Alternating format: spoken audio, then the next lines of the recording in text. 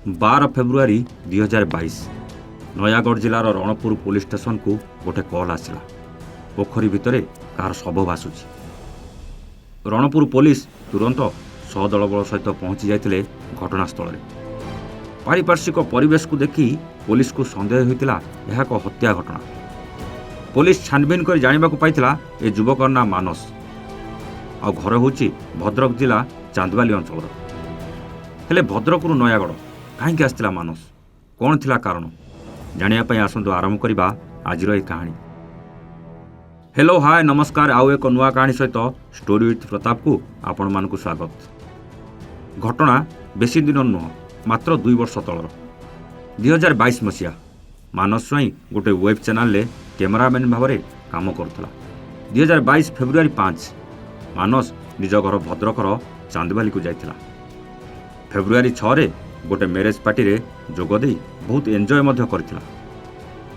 ହେଲେ ଫେବୃଆରୀ 7 ତାରିଖ ସକାଳୁ ସକାଳୁ 6 ଜଣ ମାନସକୁ ଅପହରଣ କରିନେଇଥିଲେ। ଅପହରଣ ପରେ ସିଧା ନେଇଯାଇଥିଲେ ଭୁବନେଶ୍ୱରର ଦୟାଲ ଆଶ୍ରମକୁ। ଆଉ ଅପହରଣର ମୂଳ ଲକ୍ଷ୍ୟ ଥିଲା ଗୋଟେ ମେମୋରି କାର୍ଡ଼।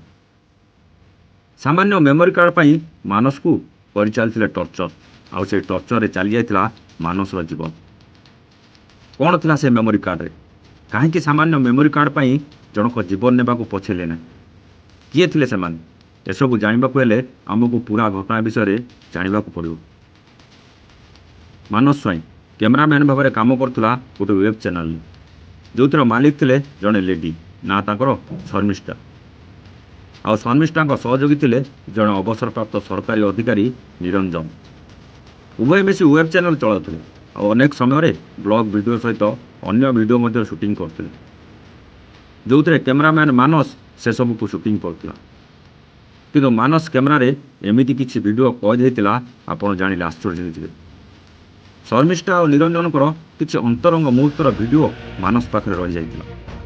ଶର୍ମିଷ୍ଠା ନିଜ ପତିଠୁ ଦୂରେଇ ଯାଇଥିଲା, ସେପଟେ ନିରଞ୍ଜନର ମଧ୍ୟ ସ୍ତ୍ରୀ ଆଉ ପିଲାଛୁଆ ସମସ୍ତେ ଥିଲେ।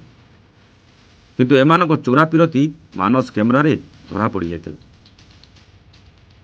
ଏ ଘଟଣା ସେତେବେଳେ ଏମାନେ ଜାଣିଥିଲେ ଯେତେବେଳେ ମାନସ ଦରମା ଟଙ୍କା ମାଗିଥିଲା, ଆଉ ଶର୍ମିଷ୍ଠା ଦରମା ଦେବାରେ ଡେରି କରିଥିଲା। ମାନସ ଦରମା ଟଙ୍କା ନ ପାଇବାରୁ ସେମାନଙ୍କୁ ଡରାଇବା ପାଇଁ ବ୍ଲାକମେଲ୍ କରିବାକୁ ଆରମ୍ଭ କରିଦେଇଥିଲା। ଆଉ ବାହାଘର ଭୋଜି ଆଟେଣ୍ଡ କରିବାକୁ ଫେବୃଆରୀ 5ରେ ଚାନ୍ଦବାଲି ଚାଲିଗଲା। ଫେବୃଆରୀ 6 ତାରିଖରେ ବାହାଘର ପାର୍ଟି ଏନ୍ଜୟ କଲା, ଆଉ ଫେବୃଆରୀ 7 ତାରିଖ ସକାଳୁ ସକାଳୁ ଚାନ୍ଦବାଲି ଅଞ୍ଚଳରୁ ତାଙ୍କୁ ଅପହରଣ କରି ଭୁବନେଶ୍ୱରର ଶର୍ମିଷ୍ଠା ମାଲିକାନାରେ ଥିବା ସେହି ଦୟାଲ ଆଶ୍ରମରେ ରଖାଗଲା। ସେ ମେମୋରି ପାଇଁ ମାନସକୁ ବହୁତ ଟର୍ଚର କରାଗଲା, ଆଉ ସେ ଟର୍ଚର ଭିତରେ ଫେବୃଆରୀ 8 ତାରିଖ ଦିନ ମାନସର ଜୀବନ ଚାଲିଗଲା। ସବୁ ପ୍ରମାଣକୁ ଲୁଚାଇବାକୁ ମାନସକୁ ନୟାଗଡ଼ର ରଣପୁରରେ ଗୋଟେ ପାହାଡ଼ ସନ୍ଧିରେ ପୋଖରୀକୁ ଫିଙ୍ଗି ଦେଇ ରାତାରାତି ଫେରାର ହୋଇଗଲା ଶର୍ମିଷ୍ଠା। ସତ ସେତେବେଳେ ସାମ୍ନାକୁ ଆସିଲା ଯେତେବେଳେ ମାନସର ପରିବାର ଲୋକେ ଥାନାରେ ପୁଅ ନିଖୋଜ ହେବାର ଇତଲା ଦେଲେ, ଆଉ ଶର୍ମିଷ୍ଠା ଉପରେ ସନ୍ଦେହ ହେଉଛି ବୋଲି ପୋଲିସକୁ କହିଥିଲେ। ଏପଟେ ଅଜଣା ଲୋକର ଶବ ନୟାଗଡ଼ ପୋଲିସକୁ ଚିନ୍ତାରେ ପକାଇ ଦେଇଥିଲା, ଆଉ ସେପଟେ ମାନସ ଅପହରଣ ପାଇଁ ଭଦ୍ରକ ପୋଲିସ ବି ଚିନ୍ତାରେ ପଡ଼ିଯାଇଥିଲା। ଆଉ ସେତେବେଳେ ଅଜଣା ମୃତଦେହର ଶବ ମିଳିବା ଖବର ବିଜୁଳି ବେଗରେ ଗଣମାଧ୍ୟମରେ ପ୍ରଚାର ହୋଇସାରିଥିଲା। ସେତେବେଳେ ଭଦ୍ରକ ପୋଲିସ ମାନସର ପରିବାର ସହିତ ପହଞ୍ଚିଥିଲେ ନୟାଗଡ଼ରେ। ଆଉ ମାନସର ପରିଚୟ ପାଇବା ପରେ ପୋଲିସର ଆରମ୍ଭ ହୋଇଯାଇଥିଲା ତନାଘନା। ଯେଉଁ ଶର୍ମିଷ୍ଠା ଉପରେ ପୋଲିସର ସନ୍ଦେହ ହେଉଥିଲା ସେ ଫେରାର ଥିଲା, ଆଉ ତା ଫୋନ୍ ସୁଇଚ୍ ଅଫ୍ ଥିଲା। ଏସବୁକୁ ଦେଖି ପୋଲିସର ସନ୍ଦେହ ଆହୁରି ବଢ଼ିବାକୁ ଲାଗିଲା। ପୋଲିସ ଶର୍ମିଷ୍ଠାର ସବୁ କଲ୍ ଡିଟେଲ୍ସ ବାହାର କଲା, ଆଉ ସେ କଲ୍ ଡିଟେଲ୍ସରୁ ପ୍ରଥମେ ଶର୍ମିଷ୍ଠାର ପୁରୁଷ ବନ୍ଧୁ ନିରଞ୍ଜନ ପାଖରେ ପହଞ୍ଚିଥିଲା। ଆଉ ପୋଲିସ ପଚରାଉଚରା କରିଥିଲା ନିରଞ୍ଜନକୁ। ନିରଞ୍ଜନ କଥାରୁ ସନ୍ଦେହ ବଢ଼ିବାରୁ ପୋଲିସ ନିରଞ୍ଜନକୁ ଗିରଫ କରି ରିମାଣ୍ଡରେ ଆଣିଥିଲା। ପୋଲିସର ପ୍ରଶ୍ନ ବାଣରେ ନିରଞ୍ଜନ ଘାଇଲା ହେଇ ସବୁ ସତ ମାନି ଯାଇଥିଲା। ଏହାପରେ ଘଟଣାରେ ସହଯୋଗ କରିଥିବା ଶର୍ମିଷ୍ଠାର ଭାଇ ପରମେଶ୍ୱରଙ୍କୁ ମଧ୍ୟ ଗିରଫ କରିବାରେ ସଫଳ ହୋଇଥିଲା ପୋଲିସ। କିନ୍ତୁ ଶର୍ମିଷ୍ଠା ଏବେ ବି ଫେରାର ଥିଲା, ଯାହାକୁ ନେଇ ପୋଲିସ ଚିନ୍ତାରେ ପଡ଼ିଯାଇଥିଲା। 2 ଦିନ ପରେ ପୋଲିସକୁ ପୁଣି ଗୋଟେ ସଫଳତା ମିଳିଥିଲା। ଶର୍ମିଷ୍ଠାର ଡ୍ରାଇଭର ଆଉ ଅପହରଣରେ ସହଯୋଗ କରିଥିବା 2 ସୁପାରୀ କିଲରକୁ ପୋଲିସ ଗିରଫ କରିବାରେ ସଫଳ ସିନା ହୋଇଗଲା, କିନ୍ତୁ ମୁଖ୍ୟ ଆସାମୀ ଶର୍ମିଷ୍ଠା ଆଉ ଶର୍ମିଷ୍ଠାର ଡାହାଣ ହାତ କୁହାଯାଉଥିବା ଝୁନା ବୋଇ ଏବେ ବି ଫେରାର ଥିଲେ।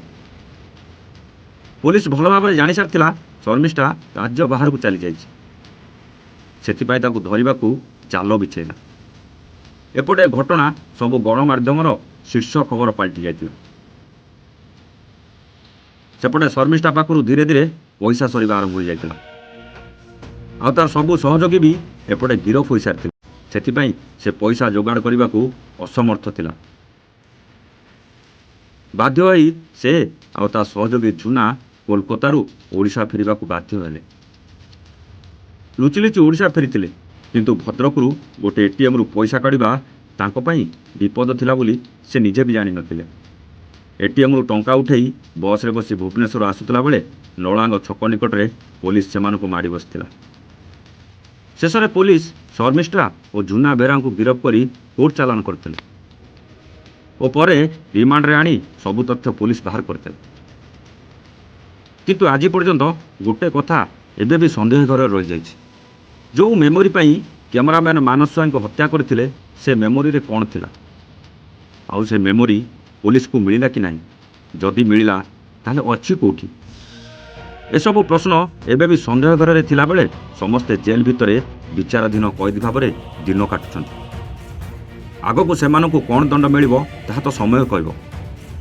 ଆଜି ପାଇଁ ରହୁଛୁ। ଆମେ ପୁଣି ଆସିବୁ ଷ୍ଟୋରି ୱିଥ୍ ପ୍ରତାପର ଆଉ ଗୋଟେ ନୂଆ କାହାଣୀ ସହିତ। ସେତେବେଳେ ଯାଏ ନମସ୍ତେ, ଜୟ ଜଗନ୍ନାଥ।